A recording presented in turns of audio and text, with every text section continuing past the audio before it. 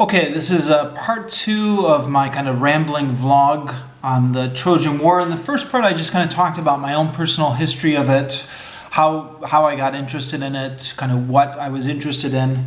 I'm going to give kind of a brief summary about what this is here, very brief. So the Trojan War was, in Greek mythology, this big war between the Empire of Troy and kind of several Greek kingdoms. They weren't really kingdoms at that point. Sorry, I'm not going to get into that complexity. Several Greek mini kingdoms or whatever, and the city of Troy, or the Trojan city and its allies.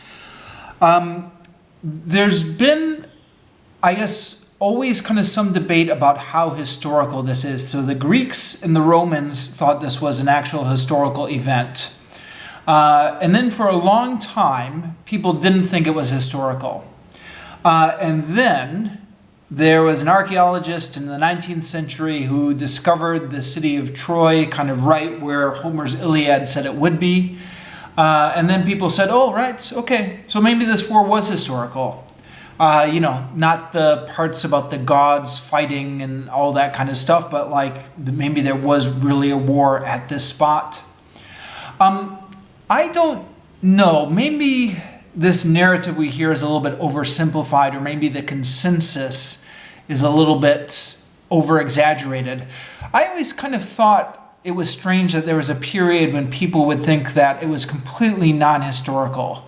Because to me it seems that the obvious thing is that most legends have a basis in fact. I mean, first there was an event, and over time it gets mythologized, and then it becomes the mythology, but like most of these kind of go back to an event. So if you have this kind of epic story about a huge war, then maybe there was an actual war at one time. I don't know why people doubted this during the period, but apparently there was kind of a period after the Renaissance, kind of up until the 19th century, where people thought it was just pure mythology, and until the archaeologists showed that there actually was a city, and apparently there was evidence of a war there.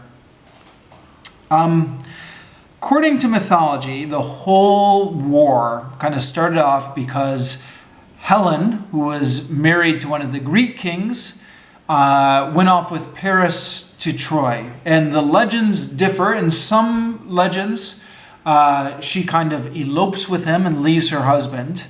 And so like she willingly comes with them. In some legends, she's kidnapped and kind of forcibly taken. But either way, the Greeks say, okay, give her back. And the Trojans say no. So then the Greeks go to war about this, and it's a 10-year war over one woman, which is kind of stupid.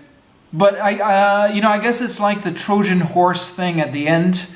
It's not really the point of the epics. The epics, the whole kind of Trojan War epics are kind of everything that happened in between, even though the beginning of the story and kind of the end of the story are a little bit silly. I think after they discovered the historical city of Troy, the scholarly thinking was, okay, there really was a war, but of course that Helen of Troy thing, that's so stupid, that was just a silly story.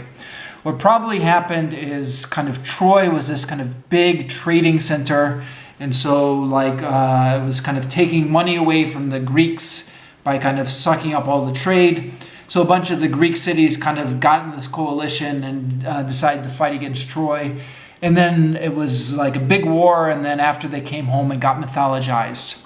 And part of the reason probably that it got mythologized is this was kind of like the last war of the Mycenaean age, because like the Greek history goes through kind of several stages.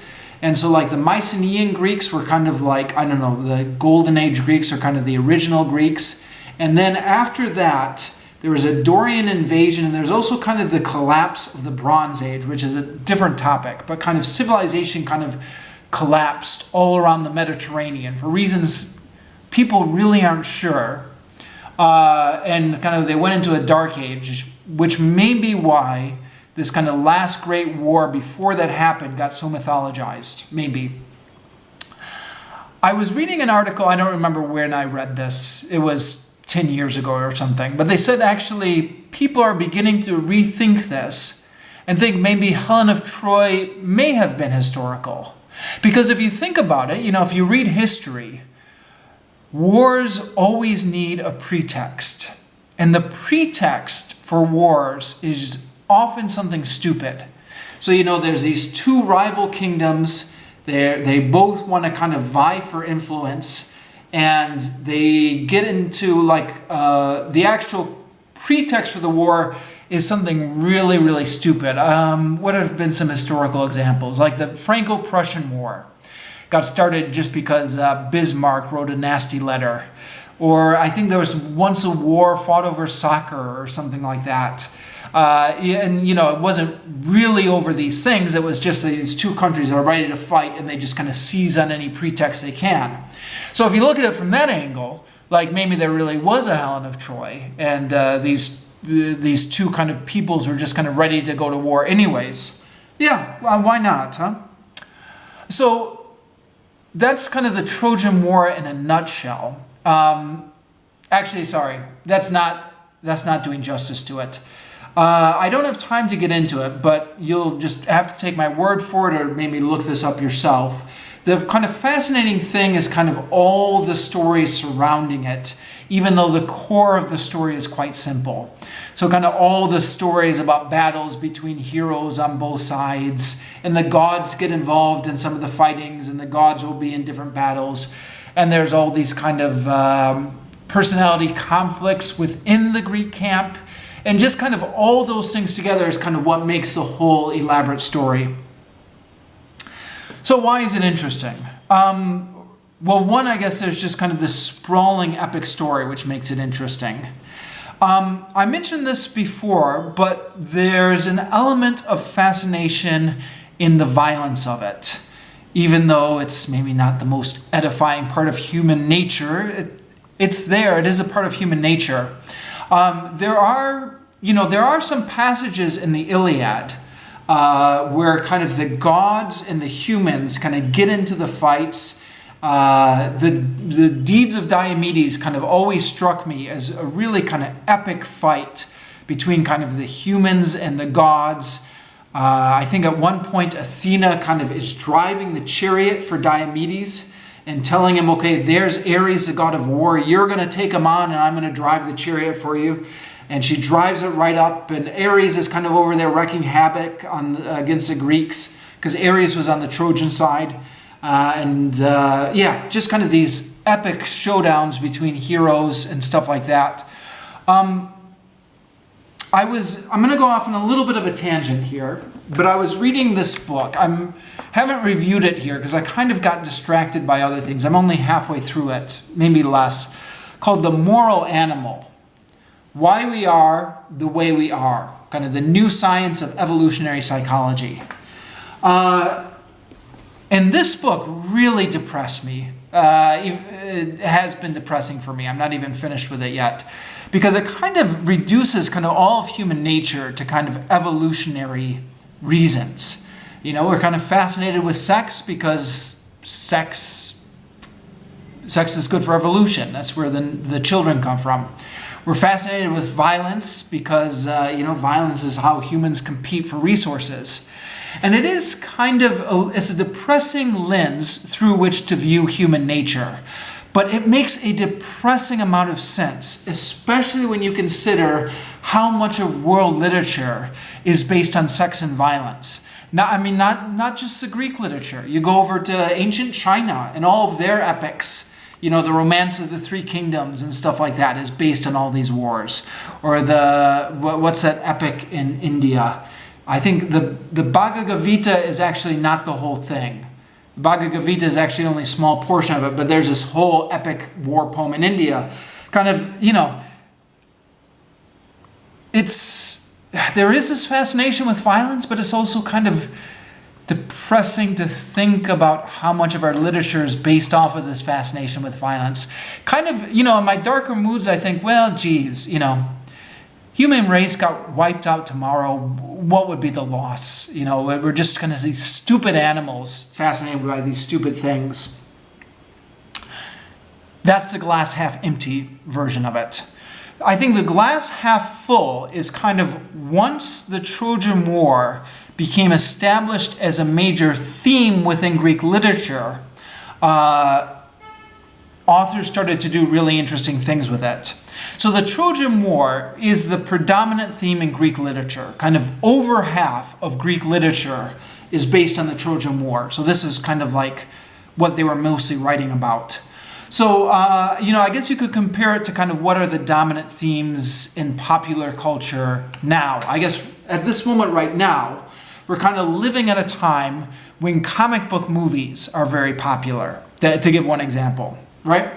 So you could, if you wanted to, you could take a very pessimistic view of these comic book movies because, I mean, let's face it, they are kind of stupid if you deconstruct it, if you get down to the core of it.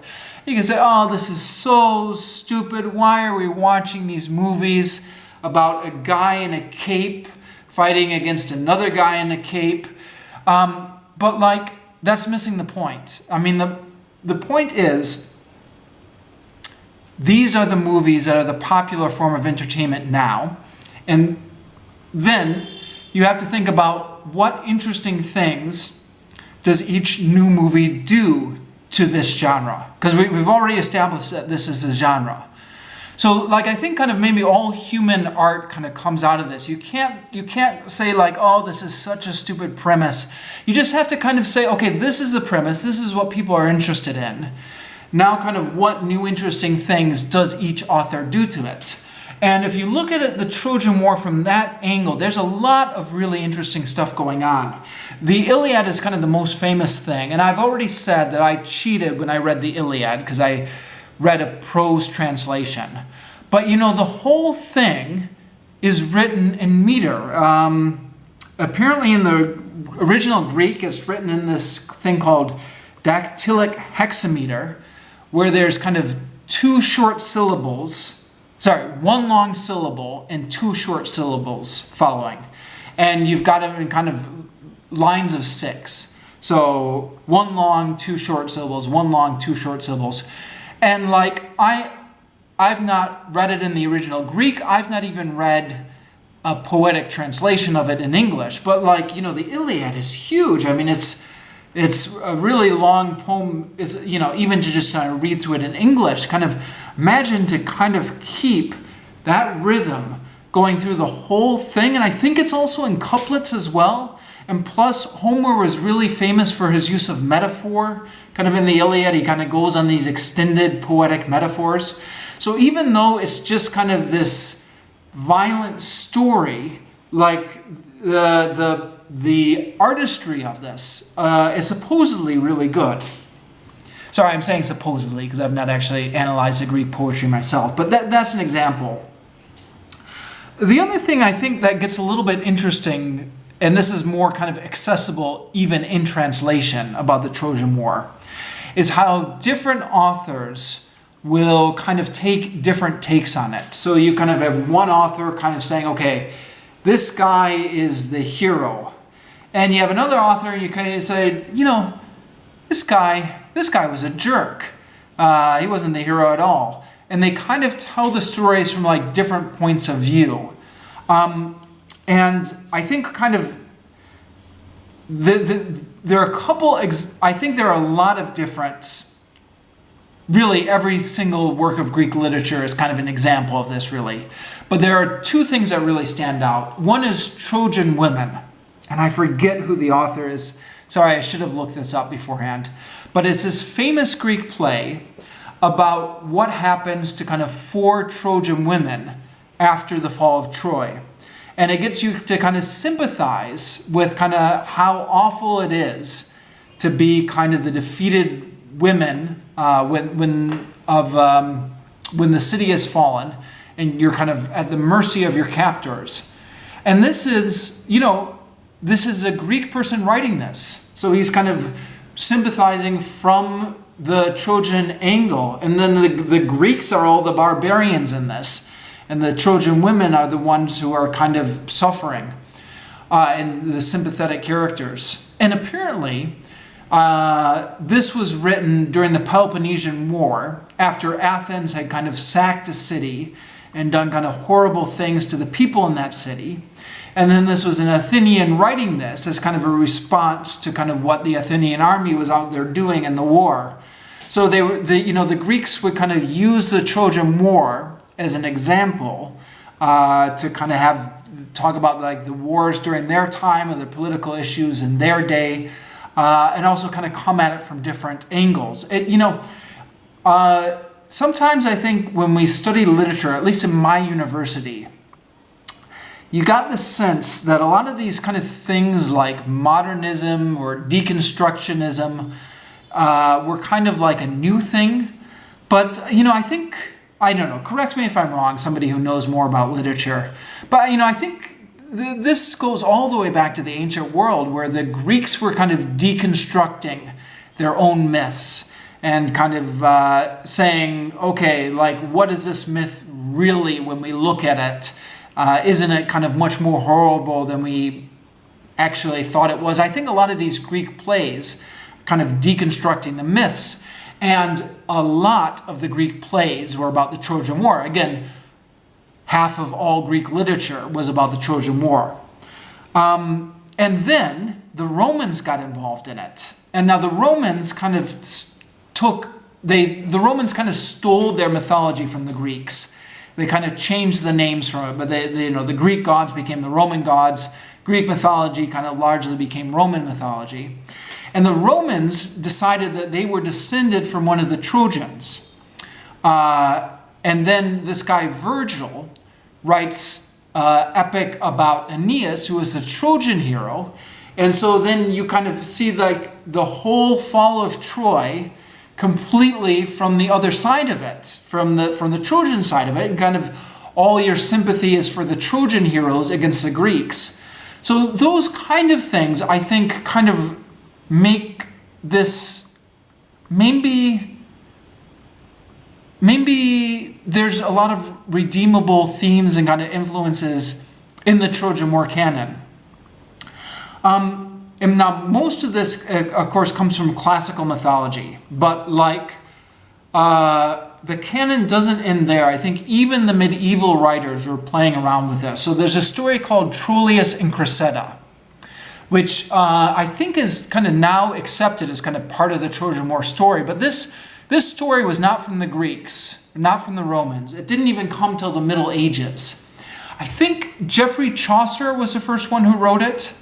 And then Shakespeare took Chaucer's play, and Shakespeare wrote a whole play about the Trojan War.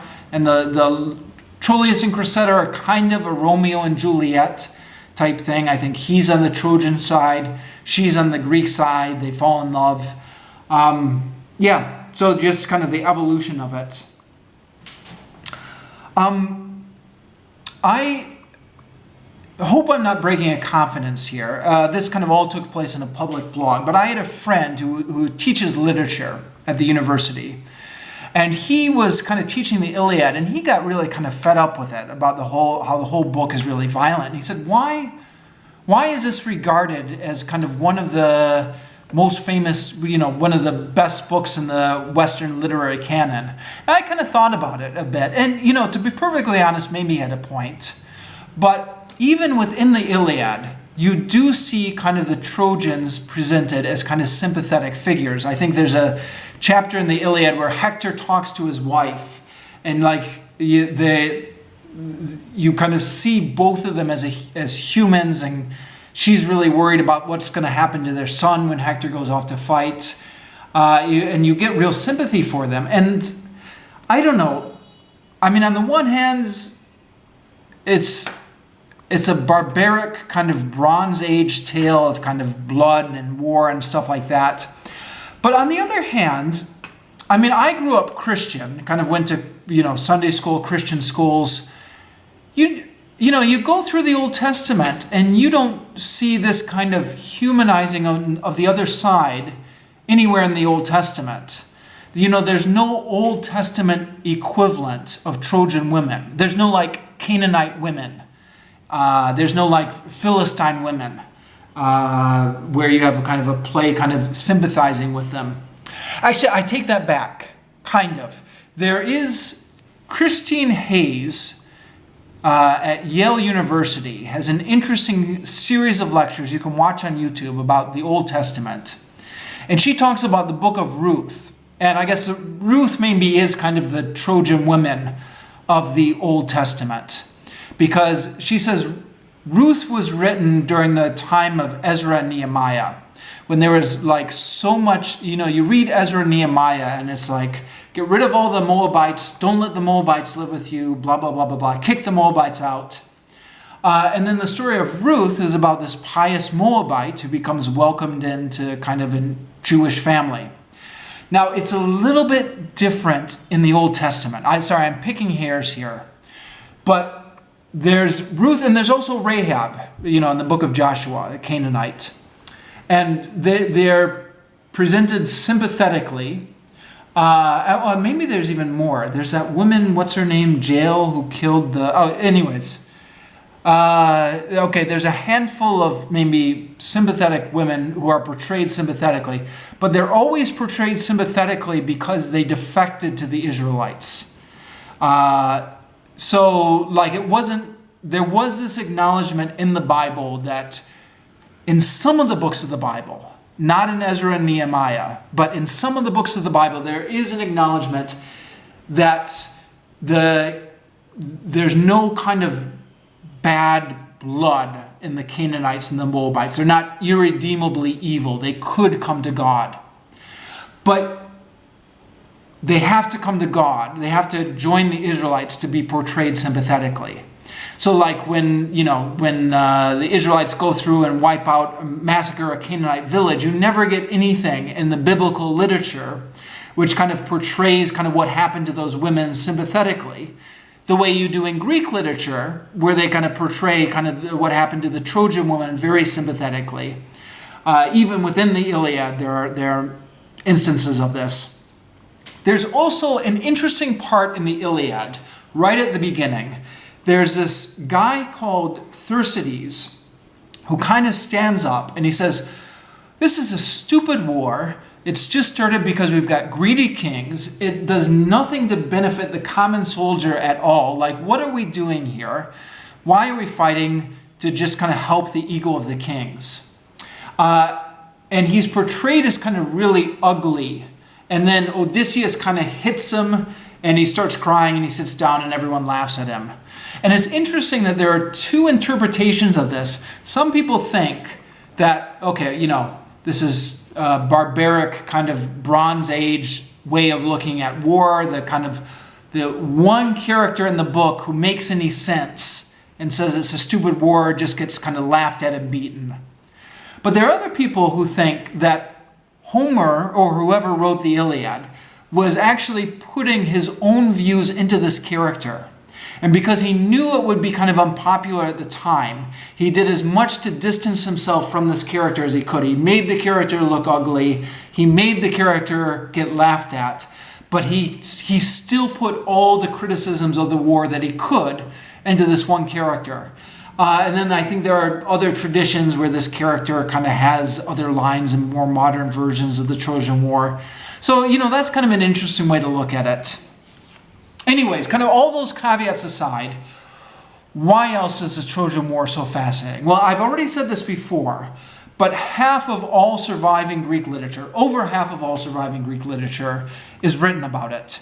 And from what we can tell, most Greek literature got lost, but from what we can tell to kind of references to lost works, even back in the day, most of Greek literature was about this. So this is just a huge thing that kind of spans across the classical world. And the classical people themselves were obsessed with this. The Greeks wrote about it endlessly. Alexander the Great was obsessed with this to the point where he would sleep with the Iliad. Like, he brought it on campaign with him and he had it sleeping under his pillow. And he was also trying to emulate, I forget the name. What was the name of Alexander's friend/lover? He was trying to emulate, he and his friend were trying to emulate Achilles and Patroclus. So they were invoking that kind of mythology by kind of doing all the same things that Achilles and Patroclus did. And it's always interesting when I read that, because kind of sometimes you think of ancient history as all being kind of one thing.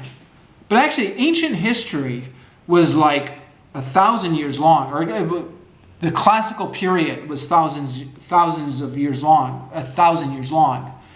So, you know, by the time of Alexander the Great, the Iliad was already hundreds of years old and was already kind of a classic in their day.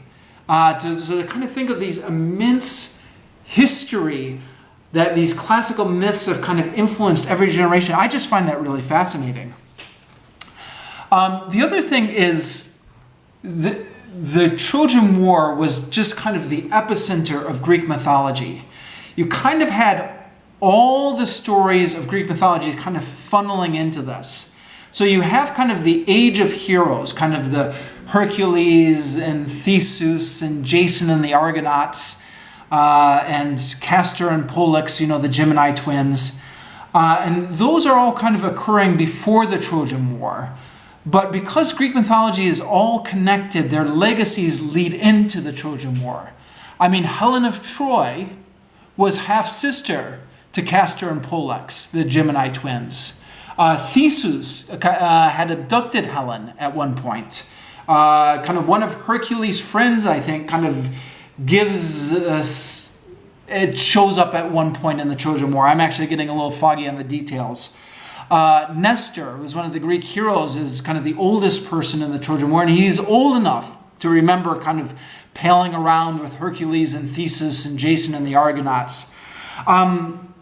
So kind of all these kind of threads of Greek mythology leading into the Trojan War, and then both kind of the Trojans and the Romans viewed the Trojan War as kind of the beginning of history.